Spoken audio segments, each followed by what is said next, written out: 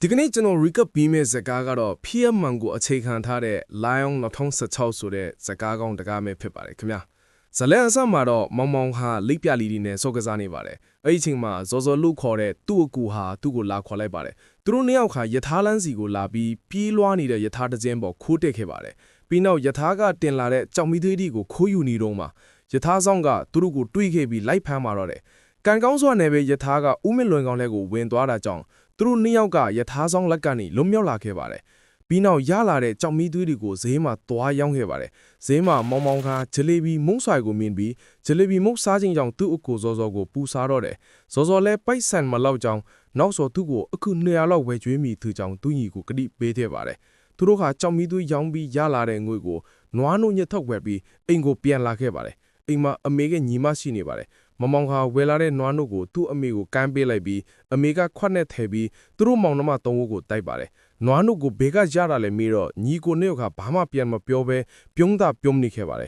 ်နွားနို့ကနေတော့အမေအသက်မပေါ်တာမို့မမောင်ကနွားနို့ကိုအကုန်မတောက်ပဲသူ့အမေအသက်အနည်းငယ်ချမ်းပေးလိုက်ပါတယ်အမေကလည်းသူ့ကလေးဘိုင်းမဝမှာဆိုလို့မတောက်ပဲညှင်းလိုက်ပါတယ်နောက်တနေ့မနက်မှာတော့ဇော်ဇော်ကအဝေးတနေရာကိုပတ်စံရှာဖို့သွားပါတယ်မမောင်လိုက်သွားခြင်းတော့သူ့ဘာလုံးပိုင်ကြောင့်သူ့ကိုလက်ဆွမ်းပြတော့သူ့ကိုလည်းသူ့ကိုခေါ်သွားလိုက်ပါတယ်ခရီးဝေးတော့မူချုပ်လောက်မှဆင်းရမဲ့ဘူရာရောက်ခဲ့ပါတယ်မမောင်ကလည်းခလီမို့အကိုနဲ့အတူအလုပ်လိုက်မလုပ်နိုင်ပဲခုံတိုင်းရှိတစ်ခုပေါ်မှာအိပ်ပြီးစောင့်နေခဲ့ပါတယ်ညာနဲ့ရောက်တော့မမောင်ဟာနိုးထလာပြီးဘသူမှမတွေးတာကြောင့်ထင်းလန့်ပြီးရက်နေလေယထာတစ်ခုပေါ်ကိုတက်သွားပြီးပြန်အိပ်ပျော်သွားပါတယ်နိုးလာတော့ယထာကပြေးလွှားနေပြီးဘူရာမရောက်မချင်းမရက်တာမို့မမောင်ဟာယထာထဲမှာပိတ်မိနေခဲ့ပါတယ်ယထာကိဆုံတော့တခါကပွင့်လာပြီးမမောင်ဟာယထာတဲ့ကိုဝင်လာမဲ့လူအုပ်ကြားကနေတိုးထွက်လာခဲ့ပြီးအပြင်ရောက်လာတော့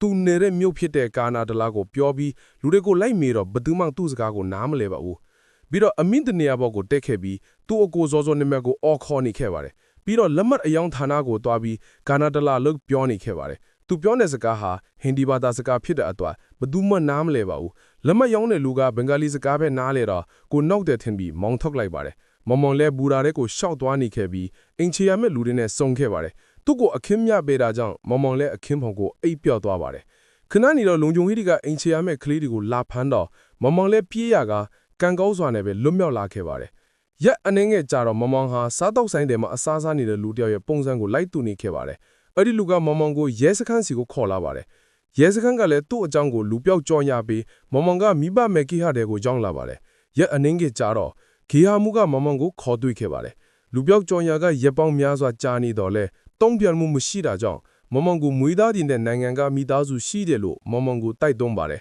်မမောင်လည်းဂေဟာကတငယ်ချင်းမင်းကလေးတယောက်နဲ့တိုင်ပင်ပြီးသူ့ကိုမွေးသားမဲ့မိသားစုတွေကချမ်းသာတော့တွားတဲ့တယ်လို့အကြံပေးပါတယ်အဲ့တော့မမောင်လည်းတွားဖို့ဆုံးဖြတ်ချက်ချလိုက်ပါတယ်ဂေဟာမူကမွေးသားခံရမဲ့ကလေးတွေကိုအနောက်တန်အစာစားတဲ့ယဉ်ကျေးမှုကိုတင်ပြခဲ့ပါတယ်ဟိုရောက်တော့သူ့ရဲ့မွေးသားမိသားစုတွေကမမောင်ကိုမြင်မြင်ချင်းပြီးတာတက်ဝင်နေတော့တယ်အင်ကိုရောက်တော့မမောင်ဟာဂေဟာမှုရဲ့အသွင်အသင်ကောင်းကြောင့်မိသားစုနဲ့လိုက်လျောစွာနေနိုင်တော့ပါတယ်မမောင်ရဲ့မွေးသားမိသားစုတွေကမမောင်ကိုတားရန်တယောက်လိုပြုစုဆောင်ရှောက်ပြီးမမောင်လဲမိဘရဲ့မိသားတွေကောင်ပျော့ရွှင်နေခဲ့ပါတယ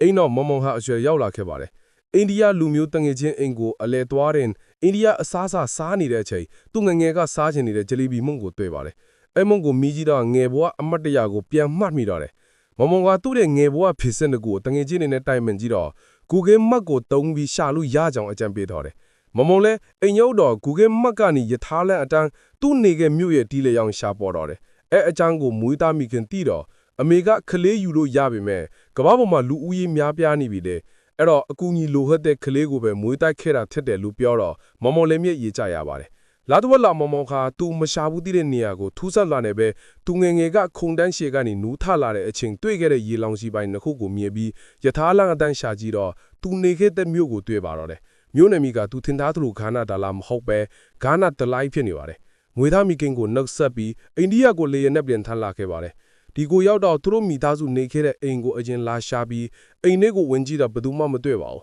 အိမ်တော့အင်္ဂလိပ်စကားပြောတတ်တဲ့လူတဦးနဲ့စုံခတ်ပြီးသူ့အမေအကြောင်းမေးတော့ဒီအိမ်နေတဲ့လူကပြောင်းသွားပြီလို့ပြောပါတယ်ပြီးနောက်သူနောက်ကိုလိုက်ခိုင်းပြီးသူ့အမေအရင်နေတဲ့နေရာကိုလိုက်ပို့ပါတယ်နောက်ဆုံးမှမမဟာသူ့မိခင်အရင်ကိုပြန်တွေ့ခဲ့ပြီးသူ့အချစ်ရဆုံးအကိုစောစောကဘယ်မှာရှိလဲလို့မေးခဲ့ပါတယ်သူ့မေလည်းတာရုနှစ်ယောက်အိမ်ကနေထွက်သွားတဲ့နေ့မှာပဲနှစ်ယောက်စလုံးအိမ်ကိုပြန်မလာခဲ့ဘူးအိမ်နောက်သူ့ချစ်တဲ့ညီမလေးနဲ့တွေ့တော့မမဟာမိသားစုနဲ့ပြန်ဆုံစည်းတဲ့အတိုင်းထဲမတိပြောနေရပါတယ် နောက်ဆုံးမှာမောင်မောင်ကသူ့ပျောက်သွားတဲ့နေ့မှာပဲသူ့အကိုစောစောကသူ့ကိုလိုက်ရှာနေရင်ရထားတိုက်ပြီးတီဆုံးကြောင်းတရင်ရလာခဲ့ပါတယ်မောင်မောင်နဲ့သူ့အကိုနဲ့စောကစားဖူးတဲ့နေရာတွေမှာတွားပြီးငယ်ဘွယ်အမတ်တရကိုပုံဖော်နေခဲ့ပါတယ်ဇလန်ကဒီမှာဆုံးပါပြီးအဆုံးထိကြည့်ရှုပေးတဲ့အသက်ကျေးဇူးပါခင်ဗျာ